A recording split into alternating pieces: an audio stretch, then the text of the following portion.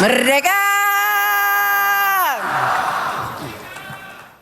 Salam sejahtera untuk kita semua. Om Swastiastu, Namo Buddhaya, salam kebajikan. Yang kami hormati Presiden Republik Indonesia, Bapak Jenderal TNI Purnawirawan Haji Prabowo Subianto.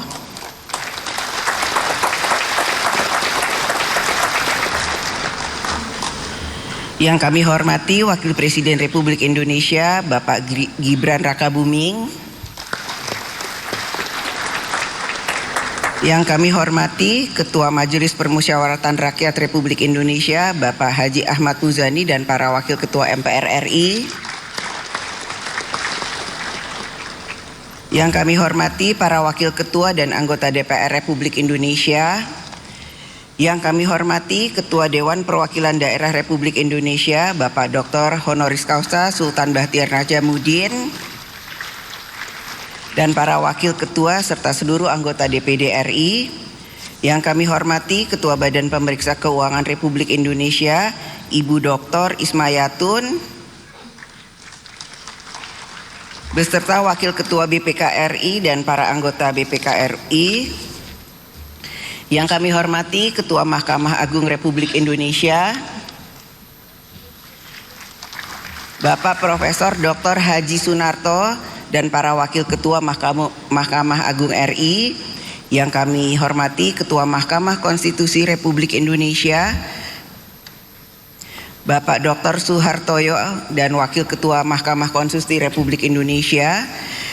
Yang kami hormati Ketua Komisi Yudisial Republik Indonesia, Bapak Dr. Haji Abdul Qair Ramadan. Dan Wakil Ketua Komisi Yudisial Republik Indonesia, para Menteri Kabinet Merah Putih, Jaksa Agung, Panglima TNI, Kapolri dan Kepala BIN, para pimpinan lembaga negara.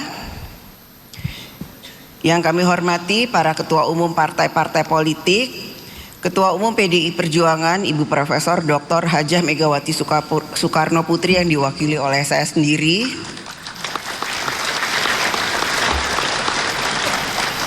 Yang saya hormati Ketua Umum Partai Golkar, Bapak Bahlil Lahadiah.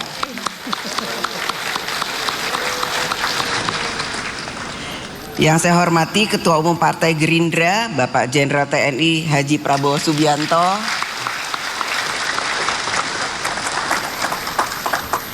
Yang saya hormati Ketua Umum Partai Nasdem, Bapak Dr. Andes Haji Surya Dharma Paloh. Yang saya hormati Ketua Umum Partai Kebangkitan Bangsa, Bapak Dr. Andes Haji Abdul Muhaimin Iskandar. Yang saya hormati Presiden Partai Keadilan Sejahtera, Bapak Dr. Haji Al Muzamil Yusuf MSI. Yang saya hormati Ketua Umum Partai Amanat Nasional, Bapak Dr. Haji Zulkifli Hasan. Yang saya hormati Ketua Umum Partai Demokrat, Bapak Dr. Haji Agus Harimurti Yudhoyono. Rekan-rekan pers dan para undangan yang berbahagia serta seluruh rakyat Indonesia yang kami muliakan.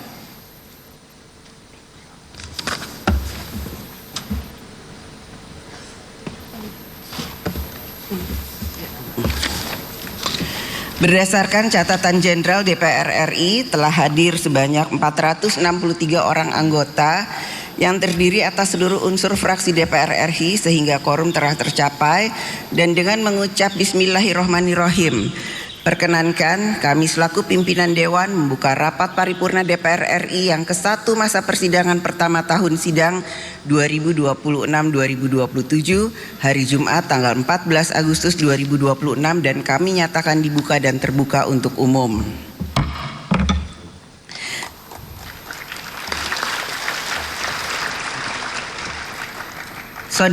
Saudara Presiden dan Saudara Wakil Presiden sidang Dewan yang terhormat, yang kami muliakan seluruh rakyat Indonesia.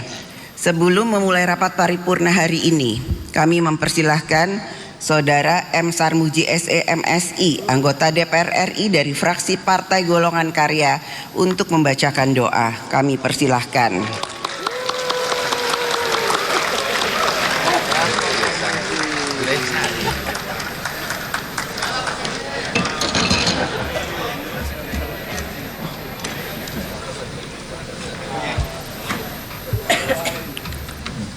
Assalamualaikum warahmatullahi wabarakatuh.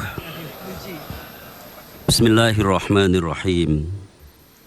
Ilahana ya ilahana, anta maksudana waridhoka madlubana. Astaghfirullah rabbal baraya, astaghfirullah minal khotoya. Duhai Tuhan yang menghapus segala kekhawatiran, duhai Tuhan yang mengabulkan permohonan, kepadamulah kami sampaikan doa dan harapan. Allahumma ya Allah, 81 tahun negara kami berdiri, telah banyak nikmat yang telah Engkau anugerahkan kepada kami. Bimbinglah kami untuk menjadi bangsa yang pandai mensyukuri nikmat-Mu, mensyukuri negeri yang elok bak permata, alam yang kaya, budaya dan adat istiadat yang beraneka. Ya Allah, berikan kekuatan kepada kami untuk mengelolanya demi kemakmuran rakyat semata. Allahumma ya Allah, jadikanlah negara kami baldatan aminatan, baldatun thayyibatun wa rabbun ghafur, negara yang aman, penuh kebaikan dan ampunan. Jadikanlah Indonesia adil dalam kemakmuran dan makmur dalam keadilan. Allahumma arinal haqqa haqqa warzuqna ittiba'ah wa arinal batila batila warzuqna ijtinabah. Allahumma ya Allah, tunjukkanlah yang benar adalah benar dan anugerahilah kami kekuatan untuk menjalankannya. Tampakkanlah yang batil itu batil dan anugerahilah kami kekuatan untuk menjauhinya. Rabbana adkhilna mudkhala sidqin wa akhrijna mukhraja sidqin waj'alna min ladunka sultanan nasira. Allahumma ya Allah, jadikanlah kekuasaan yang Engkau amanahkan kepada kami menjadi sultanan nasira, kekuatan yang menolong bangsa kami, rakyat kami dan negara kami. Allahumma ya Allah, anugerahilah pemimpin kami, khususnya Presiden Prabowo Subianto dan Wakil Presiden Gibran Rakabuming, keselamatan, keberkahan, kebaikan, kemudahan, kekuatan, perlindungan dan pertolongan, agar dapat menjalankan tugas mensejahterakan rakyat dan meningkatkan harkat dan martabat bangsa Indonesia. Ya muqallibal qulub, sabbit qulubana ala dinik. Allahumma ya Allah, tetapkanlah hati kami dalam kebenaran, satukanlah langkah kami dalam persatuan, dan ikatlah tekad kami dalam kebajikan. Rabbana hab lana hukma wa alhiqna bis solihin waj'alna lisana sidqin fil akhirin. Allahumma ya Allah, anugerahilah kami hikmah dan kebijaksanaan. Jadikanlah kami bagian dari orang yang berbuat kebaikan. Allahumma ya Allah, jadikanlah kami buah tutur yang baik bagi generasi yang datang kemudian. Rabbana atina fid dunya hasanah wa fil akhirati hasanah wa qina adzabannar. Subhana munaffis yang kulli madyun, subhana munaffis yang kulli mahzun, subhana rabbika rabbil izzati amma yasifun, wassalamun alal mursalin, walhamdulillahi rabbil alamin. Assalamualaikum warahmatullahi wabarakatuh.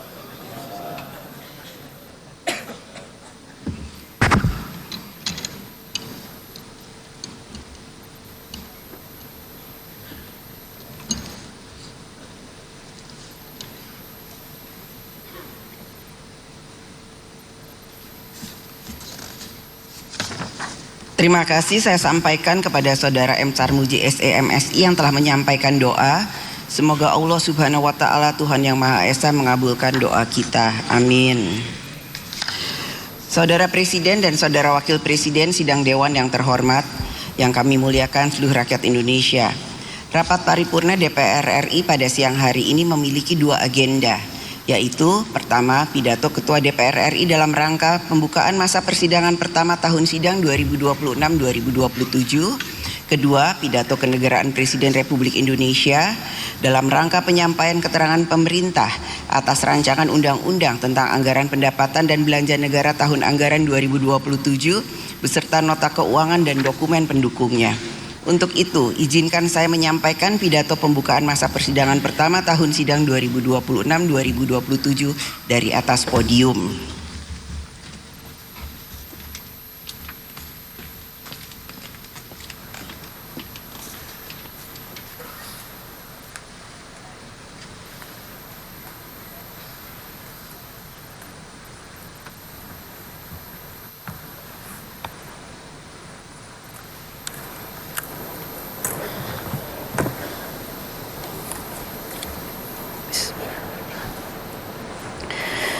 Assalamualaikum warahmatullahi wabarakatuh. Salam sejahtera untuk kita semua, Om Swastiastu, Namo Buddhaya, salam kebajikan. Yang kami hormati Saudara Presiden dan Saudara Wakil Presiden Sidang Dewan yang terhormat, seluruh rakyat Indonesia yang kami muliakan. Puji syukur kehadirat Allah Subhanahu wa Ta'ala, Tuhan yang Maha Esa, atas rahmat dan karunia-Nya, sehingga pada hari ini kita dapat melaksanakan rapat paripurna DPR RI dalam rangka pembukaan masa persidangan 1 tahun sidang 2026-2027. Pembukaan masa persidangan ini menandai dimulainya tahun ketiga dari masa bakti DPR RI periode 2024-2029. Memasuki tahun ketiga, harapan rakyat akan semakin besar untuk dapat menikmati hasil pembangunan dan berbagai kebijakan yang semakin nyata dirasakan rakyat dalam kehidupan sehari-hari. Oleh karena itu, masa sidang ini akan menjadi kesempatan penting bagi DPR RI untuk terus memperkuat kinerja, menyerap aspirasi rakyat, dan menghadirkan kebijakan yang memberikan manfaat nyata bagi rakyat. Dalam menyampaikan dan menjalankan fungsi legislasi, DPR RI bersama pemerintah sejak pertama masa persidangan tahun 2024 hingga terakhir masa sidang telah menyelesaikan 28 rancangan undang-undang menjadi undang-undang, yaitu Komisi 1 sebanyak 3 undang-undang,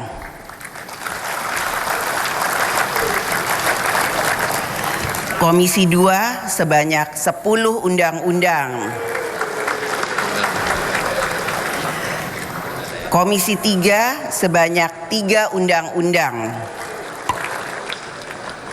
Komisi 6 sebanyak 2 undang-undang, Komisi 7 sebanyak 1 undang-undang, Komisi 8 sebanyak 1 undang-undang, Komisi 11 sebanyak 2 undang-undang, Komisi 13 sebanyak 2 undang-undang, Badan Legislasi sebanyak 3 undang-undang, Panitia Khusus sebanyak 1 undang-undang. Pada masa persidangan ini, DPR RI bersama pemerintah akan memfokuskan pembahasan terhadap 14 rancangan undang-undang pada tahap pembicaraan 1. Selain itu, DPR RI juga akan melanjutkan 43 rancangan undang-undang yang sedang dalam tahap penyusunan, termaksud penyusunan rancangan undang-undang tentang perampasan aset. RUU tentang perampasan aset masih dalam tahap untuk menerima masukan dari masyarakat yang bermakna atau meaningful participation, sehingga dapat memperkuat substansi undang-undang tersebut dan memiliki legitimasi yang kuat. Kualitas pembentukan undang-undang tentu saja tidak hanya diukur dari banyaknya undang-undang yang dihasilkan, akan tetapi seberapa banyak manfaat yang dapat dirasakan rakyat dengan hadirnya undang-undang tersebut. Dalam setiap pembentukan undang-undang selalu terdapat dinamika politik, baik antar fraksi, antara DPR RI dan pemerintah, maupun dinamika dalam mengartikulasikan aspirasi kelompok masyarakat. DPR RI bersama pemerintah selalu mencari titik temu yang menegaskan kehadiran negara, keberpihakan kepada rakyat, dan kemanfaatan dari undang-undang tersebut. menjadi komitmen bersama antara DPR RI dan pemerintah untuk melaksanakan pembentukan undang-undang sesuai dengan amanat konstitusi, membuka ruang partisipasi masyarakat yang bermakna atau meaningful participation, serta dilandasi dengan kebutuhan hukum nasional dan landasan legitimasi sosial, politik, ekonomi, serta tidak terdapat tumpang tindih antar undang-undang dan atau kewenangan aparatur negara. DPR RI melalui fungsi pengawasan terus memastikan kinerja pemerintah agar berdampak pada kehidupan rakyat yang semakin baik. Beberapa permasalahan yang menjadi perhatian rakyat dan perlu mendapat tindak lanjut antara lain: 1. Penyelesaian berbagai kasus hukum. 2. Relaksasi kebijakan belanja pegawai di daerah. 3. Perluasan kesempatan kerja serta perlindungan terhadap pekerja migran dan transportasi online. 4. Antisipasi kebakaran hutan dan lahan serta dampak kemarau panjang terhadap ketersediaan air dan keberlangsungan sektor pertanian. 5. Evaluasi tata kelola anggaran dan penyelenggaraan pendidikan nasional. 6. Penciptaan iklim investasi yang lebih kondusif untuk mendorong pertumbuhan sektor real. 7. PHK. 8. Akses pelayanan BPJS Kesehatan. DPR RI juga ikut melaksanakan fungsi diplomasi yang diarahkan untuk memperkuat politik luar negeri Indonesia. Pada tanggal 22 Juli 2026 yang lalu, DPR RI telah sukses menjadi tuan rumah penyelenggaraan sidang ke-17 AIPA Caucus secara hibrid, bertepatan dengan peringatan 50 tahun Traktat Persahabatan dan Kerjasama di Asia Tenggara. DPR RI dalam setiap kesempatan di forum internasional selalu ikut mendorong terciptanya perdamaian yang inklusif dan kolaborasi parlemen antar negara untuk ikut menyuarakan tata geopolitik dan geoekonomi yang lebih baik bagi semua. Saudara Presiden dan Saudara Wakil Presiden, sidang Dewan yang terhormat, seluruh rakyat Indonesia yang kami muliakan. Agenda kedua pada sidang hari ini adalah pidato Presiden Republik Indonesia dalam penyampaian keterangan pemerintah atas rancangan undang-undang tentang anggaran pendapatan dan belanja negara APBN tahun anggaran 2027 beserta dengan nota keuangannya. APBN adalah pilihan politik tentang kemana sumber daya negara diarahkan, siapa yang diprioritaskan, dan manfaat apa yang harus dirasakan oleh rakyat. Pada tahun 2000, APBN berada pada besaran 197 triliun rupiah. Tahun 2010 sebesar 1.126 triliun rupiah. Dalam 10 tahun tersebut, belanja negara naik hampir 6 kali lipat. Pada tahun 2026, APBN sebesar 3.842 triliun rupiah, naik hampir 20 kali lipat dibanding tahun 2000. APBN tahun 2027 yang sebentar lagi akan disampaikan oleh Bapak Presiden, bisa jadi APBN kita sudah mendekati besaran belanja 4.000-an triliun rupiah.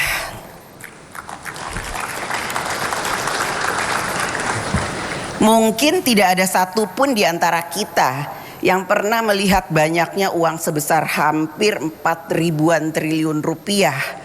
Angka itu begitu besarnya, bahkan sangat besar. Tetapi bagi seorang petani yang sedang menunggu panennya menghasilkan, seorang anak yang ingin sekolah setinggi-tingginya, rakyat tidak mampu yang membutuhkan pelayanan kesehatan, seorang pencari kerja untuk menghidupi keluarganya, atau urusan rakyat lainnya, angka sebesar apapun terasa tidak bermakna apabila belum dapat menjawab harapan dan urusan rakyat. Oleh karena itu, APBN tidak hanya diukur dari besarnya anggaran yang dapat dibelanjakan. APBN harus dinilai dari kinerjanya dalam memenuhi harapan rakyat dan banyaknya kehidupan rakyat yang dapat diubah menjadi lebih baik.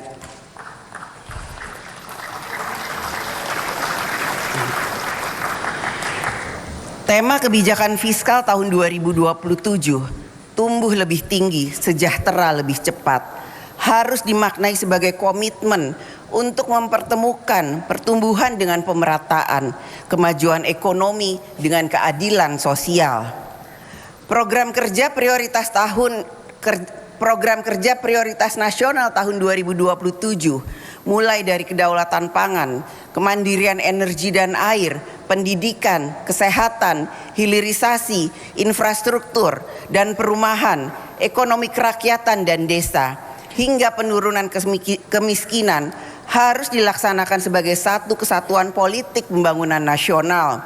Pembangunan nasional adalah cara negara menjaga persatuan dengan memastikan bahwa setiap rakyat dimanapun berada memiliki hak yang sama atas pelayanan publik, kesempatan ekonomi dan kemajuan. Tidak boleh ada rakyat yang merasa jauh dari negara karena tinggal di pulau kecil, daerah tertinggal, wilayah perbatasan, pegunungan maupun kawasan terpencil. DPR RI memandang bahwa pembahasan dan penyusunan APBN tahun anggaran 2027 harus memperhatikan hal-hal sebagai berikut. Pertama, pendapatan negara harus dihimpun secara adil tanpa melemahkan daya beli masyarakat dan keberlangsungan dunia usaha. Negara harus menghimpun pendapatan negara secara optimal, tetapi juga harus adil dalam membagi beban. Kedua, belanja negara harus semakin berkualitas, tepat sasaran, dan berorientasi pada hasil. Ketiga, defisit dan utang harus dikelola secara hati-hati, terukur, dan bertanggung jawab.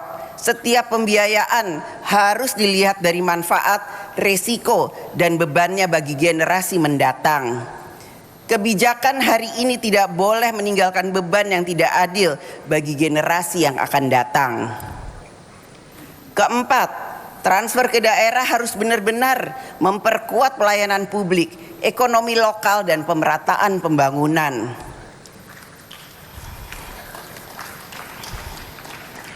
APBN bukan sekedar angka dan program.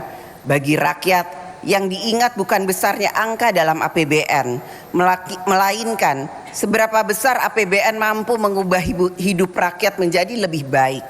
Oleh karena itu, maka ukuran keberhasilan kita dalam menyusun APBN adalah sejauh mana kebijakan, program, dan anggaran mampu membuka jalan bagi rakyat untuk hidup lebih baik. Di tengah ketidakpastian global, persaingan geopolitik, fragmentasi ekonomi, dan derasnya arus informasi, kita harus menjaga ruang publik agar tidak dikuasai oleh politik kebencian, polarisasi, dan kepentingan yang memecah belah.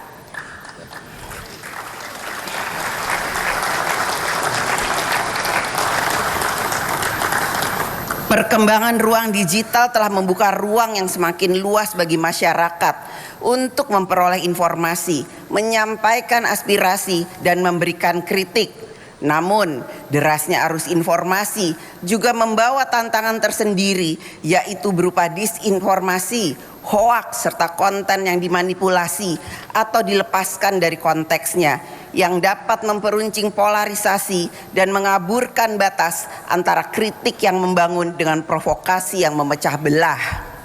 Dalam konteks DPR RI, juga ditemukan berbagai informasi yang tidak benar, seperti kutipan palsu yang mengatasnamakan pimpinan atau anggota DPR, informasi keliru mengenai sikap DPR terhadap pembahasan rancangan undang-undang, serta penggunaan video lama atau old footage dengan narasi baru yang tidak sesuai dengan konteksnya. Kondisi tersebut perlu disikapi dengan bijaksana dan proporsional.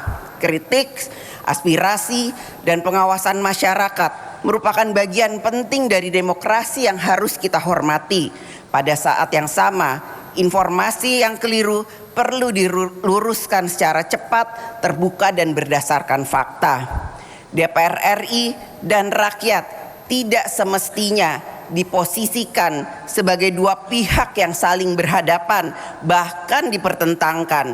Sebagai lembaga perwakilan rakyat, DPR RI berkewajiban untuk terus mendekatkan diri kepada masyarakat melalui keterbukaan, kesediaan mendengar, komunikasi, serta kerja nyata yang dapat dirasakan manfaatnya. Karena itu, menjaga ruang digital yang sehat membutuhkan peran dan kedewasaan semua pihak. Masyarakat diharapkan semakin cermat dalam menerima dan menyebarkan informasi.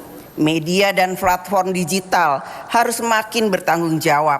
Sementara DPR dan lembaga negara terus memperkuat transparansi, memperbaiki komunikasi, merespon kritik secara terbuka, dan meningkatkan kualitas pelayanan serta kinerja.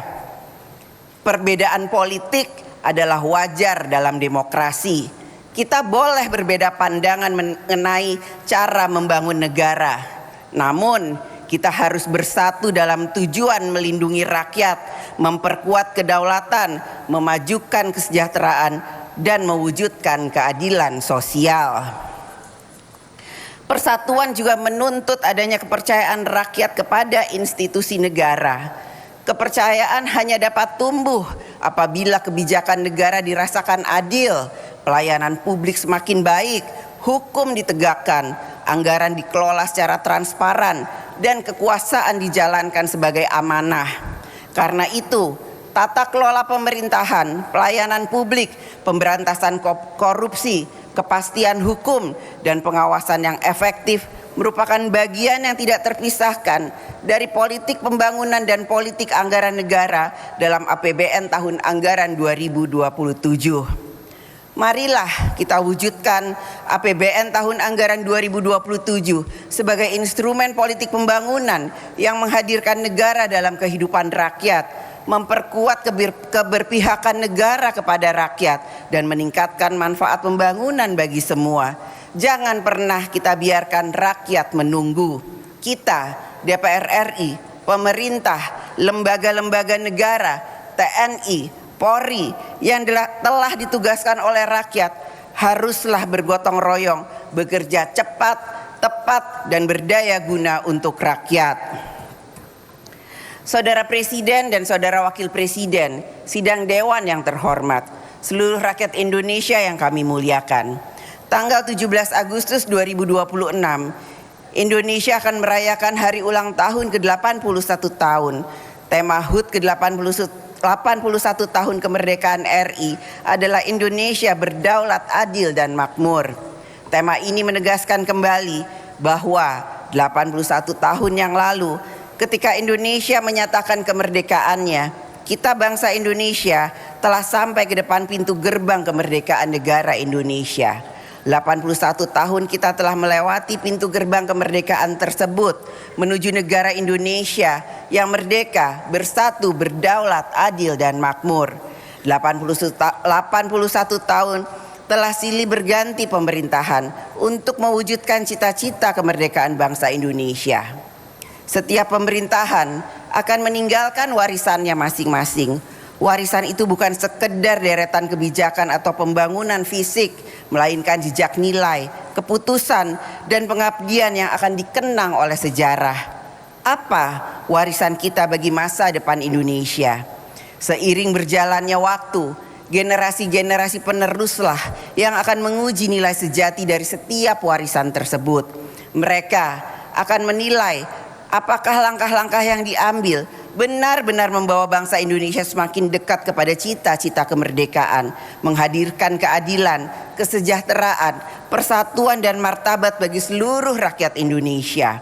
Membangun Indonesia sebagai bangsa yang besar bukan hanya memerlukan sumber daya dan kebijakan yang tepat, tetapi juga pondasi yang paling mendasar, yaitu persatuan dan kesatuan. Di tengah keberagaman suku, agama, budaya, bahasa, dan pandangan politik, maka kemauan dan kemampuan kita untuk tetap berjalan bersama, bergandeng tangan, merupakan kekuatan terbesar bangsa Indonesia. Persatuan bukanlah keadaan yang lahir karena kita sama, melainkan pilihan untuk tetap bersama walaupun kita berbeda. Persatuan dan kesatuan bukan sekedar cita-cita, melainkan prasyarat bagi keberhasilan pembangunan nasional. Tanpa persatuan dan kesatuan, setiap upaya pembangunan akan menghadapi tantangan yang semakin berat. perbedaan mudah berubah menjadi perpecahan, kepercayaan sosial melemah, dan energi bangsa habis untuk menyelesaikan konflik. Sebaliknya, ketika seluruh anak bangsa saling percaya, saling menghormati, menjunjung tinggi semangat gotong royong, serta mengutamakan kepentingan bangsa di atas kepentingan golongan, maka pembangunan tidak hanya berjalan lebih efektif, akan tetapi juga mampu menghadirkan manfaat yang besar dan adil bagi seluruh rakyat Indonesia. Keberagaman bukan ancaman bagi persatuan, tapi kenyataan yang harus dipersatukan oleh cita-cita yang sama, tujuan yang sama, rasa yang sama sebagai rakyat Indonesia. Menjadi bangsa Indonesia berarti hidup dalam satu rumah kebangsaan, rumah yang dibangun oleh sejarah, dipersatukan oleh Pancasila, dan diwariskan kepada setiap generasi untuk dijaga bersama. Di dalam setiap rumah itu, setiap warga negara merasa dihormati martabatnya, dilindungi hak-haknya, serta memiliki kesempatan yang sama untuk tumbuh dan berkontribusi bagi bangsa dan negara. Persatuan dan kesatuan bukan berarti menyeragamkan perbedaan. Persatuan justru memberi makna pada perbedaan. Kita boleh berbeda suku, agama, budaya, bahasa, maupun pilihan politik, tetapi kita memiliki satu tujuan yang sama, berada dalam satu rumah kebangsaan yang sama, berlindung di dalam rumah kebangsaan yang sama.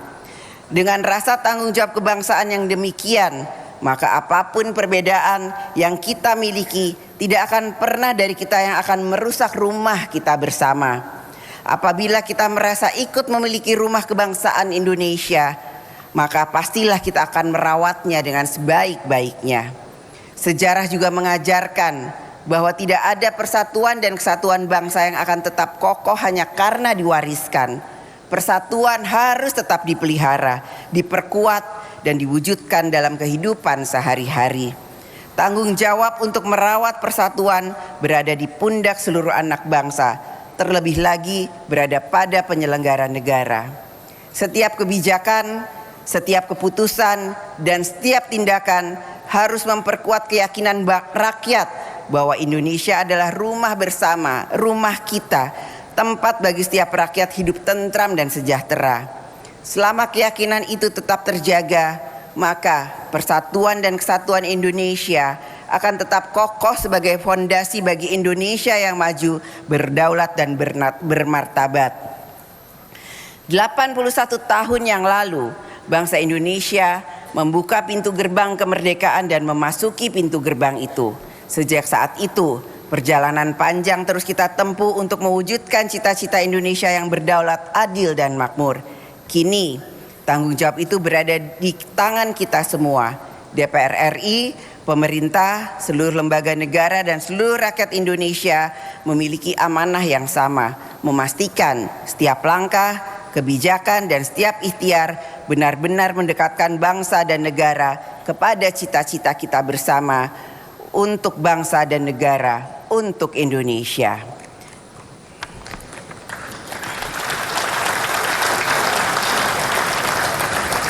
Saudara Presiden dan Saudara Wakil Presiden, sidang Dewan yang terhormat, seluruh rakyat Indonesia yang kami muliakan.